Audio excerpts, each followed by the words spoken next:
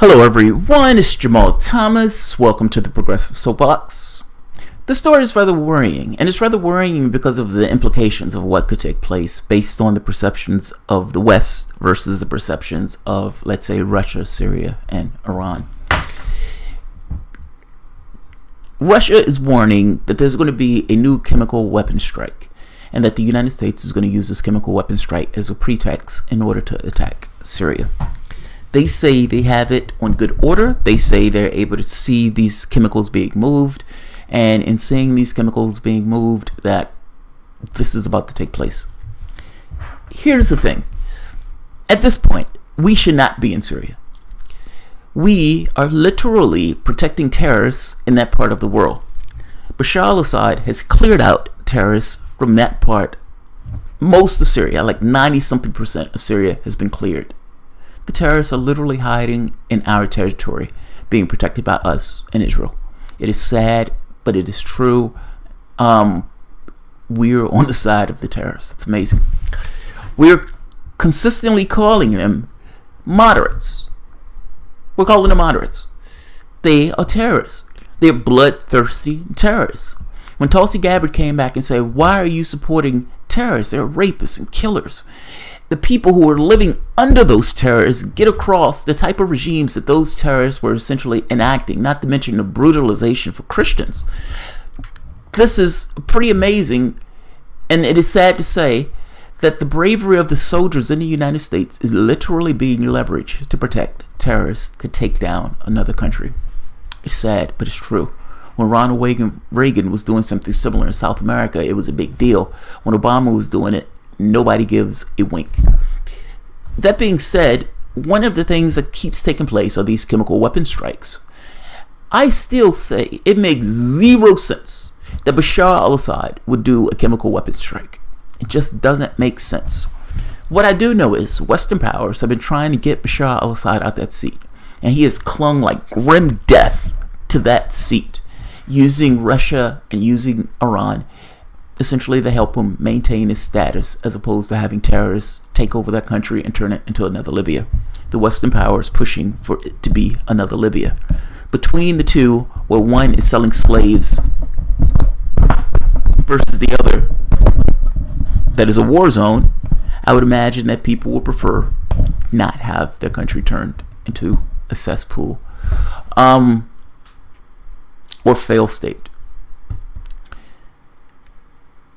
Take a look at this. Donald Trump, chemical weapons strike goes off. Donald Trump fires immediately. A year later, Mattis admits there was no evidence Assad used poison gas on his people. Well, that's amazing, seeing as you've already fired the missile, and apparently you've already killed some people in those missile attacks. Russia has since warned, overtly so, that any attack to try to take down Damascus would be responded militarily. They're not fucking around. They've said it, they've stated it, they were very clear about it. Second chemical strike. The United States fires again. Mattis comes out and says this. For 2019, I'm joined by the Chairman of the Joint Chiefs, John Dunn. Our defense strategy recognizes the central challenge to U.S. prosperity and security. You saw President Obama try to deal with those chemical weapons when he was in and enlisting the Russians, who now it shows were complicit in Syria retaining those weapons, Assad retaining them. And the only reason Assad is still in power is because of the Russians' regrettable vetoes in the UN and the Russian and Iranian military. Like the United States' regrettable vetoes from the standpoint of Israel as it murders large numbers of Palestinians. It's like, come on, this guy's... So how do we deal with this very complex situation? First of all, we are committed to ending that war through the Geneva process and the UN orchestrated effort. It has been unfulfilled because, again, Russia has continually blocked the efforts. But that doesn't mean we give up. We work with the international community, the United Nations, to get the Geneva process underway and make certain that we don't allow this war to go on. Mr. Secretary, you're recognized for any comments you'd like to make. There have been a number of these attacks. In many cases, we don't have troops. We're not engaged on the ground there. So I cannot tell you that we had evidence, even though we certainly had a lot of media and so. That's the important point there. We don't have evidence that Assad did this. They don't even have evidence that a chemical weapon strike took place at all. And the journalists who've gone there, who've talked to the people that were on the ground, those people who are on the ground, who were using those videos for the social media, have since come out saying there was no chemical weapon strike. Donald Trump immediately, again, fires missiles. But again, this is somewhat muted because Donald Trump understands that if he goes too far and if he doesn't heed the Russian warning, they will respond. That response is going to pull us into a larger, broader military conflict in that part of the world. I don't think we want to end up in a nuclear war with the Russians over Syria. I'm just saying I don't. Not to mention, we're not the good guys in this. Whatever you want to think of Bashar al-Assad, we are illegally in another country, and while we're illegally in that country, we are protecting and harboring terrorists while in that country. None of this is for the ends or good ends. Media likes to contort this as if the United States is somehow the good actor in this. We're not a good actor in this particular process. What we're doing is grossly and over the top illegal. He's just told you that we fired off missile strikes multiple occasions, and in neither case were we able to nail down and prove that it came from the Syrian government. And in the last case, that an attack even took place at all. And for all of this humanitarianness that pours out of them who wants to stop the war, the truth and the reality of it is this. The United States and Saudi Arabia arms significantly enhance ISIS military capabilities, report reveals. Don't believe in Independent? What about Fox News? I gave the United States trucks and ammunition to Al-Qaeda, the chaotic U.S. effort to arm Syrian rebels. The United States and Obama was so intent on arming the Syrians that it was less picky about where those weapons went. And it was so bumbling that those weapons ended up in the hands of Syrians of ISIS. And if you notice, significantly enhanced the military capability of ISIS. The key point is, an extensive field investigation into the origins of ISIS weaponry in Syria and Iraq has found that weapons supplied by the United States and Saudi Arabia to Syrian opposition often ended up in jihadis' hands, enhancing the quality and the quantity of their armaments. While most weapons in ISIS arsenal were captured from the Syrian and Iraqi armies, Conflict Armament Research report published on Thursday found that the number of United States and Saudi supplied weapons to ISIS arsenal goes far beyond those that would have been available through battle capture alone. We were arming terrorists. This may have started off as civil strife, meaning people pushing back against this kind of brutal dictatorship, essentially authoritarian regime with some socialist features associated with it in order to kind of soften the impact of the fact it was an authoritarian regime. There were people pushing back against us. Fair enough. And it may have started off as being this kind of real, earnest pushback against the government. But at some point along the way, Saudis, United States, Britain, Qatar, all these people started putting their thumb into the mix. And this became a far more violent, vicious conflict where the West was intruding upon the state itself to try to topple and get Assad out of the seat. I am all for Syrians choosing with self-determination. All for it. I am not for the West making a determination on what Syria becomes. That I am not on board for. It is none of our business. It is none of our say-so. It is for the Syrians themselves to make that choice. Us, in this conflict right now, is not the same thing as the Syrian making the choice on what they themselves want. We don't know that a chemical strike took place the last time. We don't know that Assad even did it on the time before that. And here's the thing. It doesn't make logical sense. The media keeps saying, well, Assad is a bad guy. And because Assad is a bad guy, Assad just launches these weapons against his own political self-interest because he's a bad guy. I agree with you that Assad may be a bad guy, but he's shown no propensity to go to do something that would invite the Western powers to come after him, to take him out the seat in this way. He's tried to stick to the seat like grim death. That's what I've seen. Now, if Russia is saying that a new chemical weapon strike is being planned, and if you are Assad and you're in that seat, it makes no sense for you to do something like that.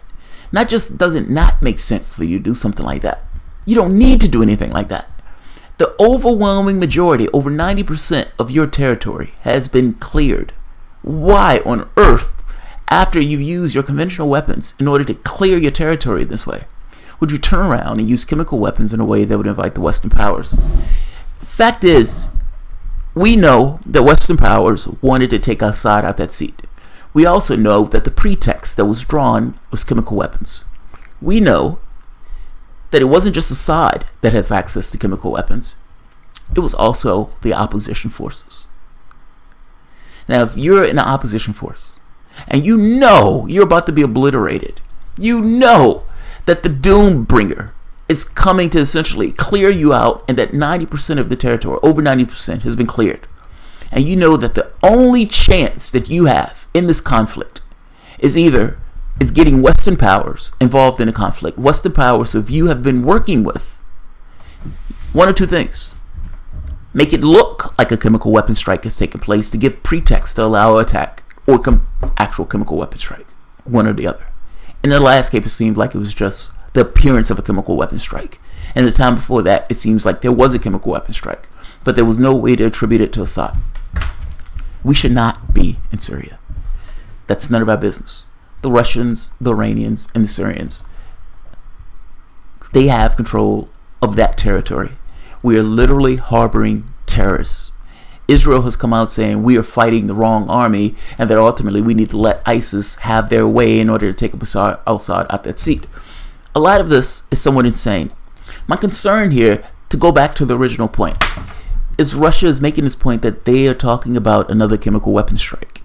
And with the West going with the disposition that any chemical weapon strike is coming from Assad just automatically, and with Russia saying this is nonsense, this has the potential for a disaster, with both parties going off with their own potential view of the world, each believing they're completely right. Us being the aggressors in the situation, and regardless of who's right, meaning whether it's fake, whether it's real, or what, we have no right, no jurisdiction whatsoever by international law or by our own laws to be in that country. Zero.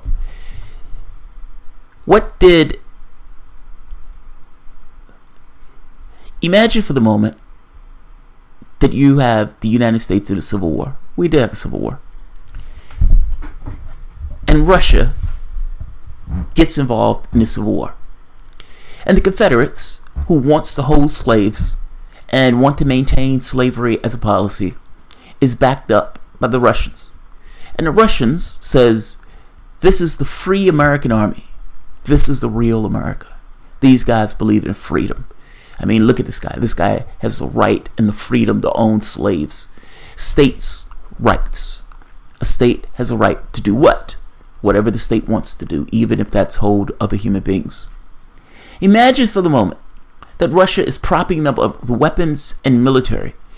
The North beats and wins with Russia putting its military, let's say, in Florida. And it's saying, anybody that crosses this line, we're going to attack. Knowing full well that the North has cleared out the majority of the territory, with the Confederates, or the remaining Confederate army, hiding in Russia-controlled America.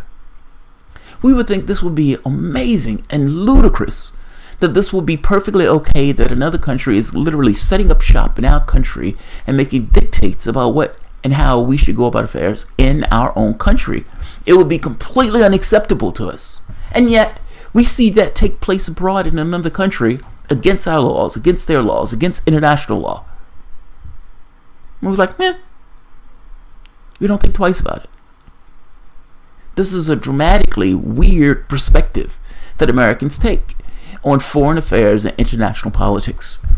We should not be in that country. And if this leads into a larger conflict, we will be at fault, seeing as we are the aggressors. And I'm talking about the West. I'm talking about the UK. I'm talking about the United States. And I'm talking about France. Yes, you have Qatar. Yes, you have Saudi Arabia. Yes, you have these other countries, the Arab neighbors. But I don't have any influence in those. My influence deals with the country of my origin, and the United States is my country of origin. And what I am saying is we should not be in that country. And this is inviting a larger conflict. Into that. And yes, false flags do exist. Turkey shutting down the internet when Erdogan comes out with a secret tape talking about he's going to use the Al-Qaeda framework in order to attack sites in Syria. Whether it's the United States talking about they're going to bomb a boat, either real or imagined, of Cubans in order to create the pretext for an attack in Cuba. Or whether it's the United States coming up with the Twitter, if we're talking about something recently, or this pretend Twitter that they were going to try to create this kind of revolution in Cuba.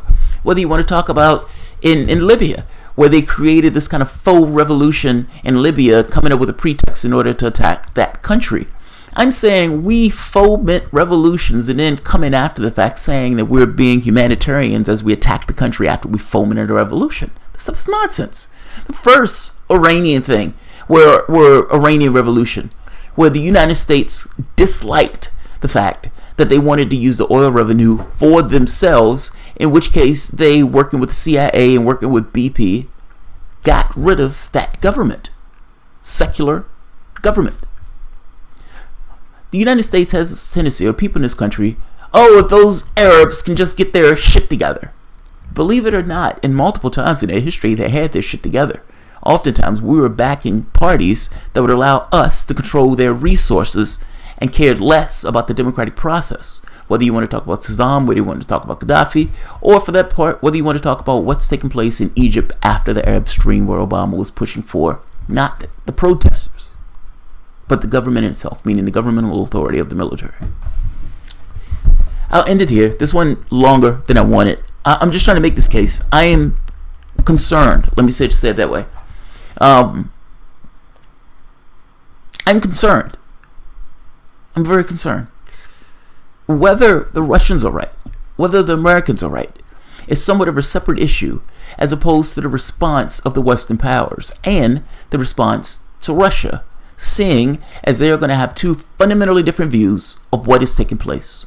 One is saying it's nonsense and spunk and we're not going to allow you to do it. And the other one saying we have just cause because of XYZ is taking place. They have a fundamentally different view of the world. Part of that is driven by the fact that we are in that country illegally. We're there illegally. Donald Trump ending the white helmets was a damn good thing. Donald Trump deciding to not support terrorists in that country was actually a damn good policy. Us having our military in that country protecting terrorists is not. It is not. When Donald Trump said he was going to take his troops out, he should have stuck with it and took his troops out. And right now, our troops are literally in there protecting terrorists in that part of the world. We need to pull our troops out and get out of Syria. It is none of our business. It is not our country. We should have nothing to do with this conflict. I'll leave it here. If you enjoy the content, please feel free to share, like, subscribe, and of course, you can always support the Patreon. Thanks, guys.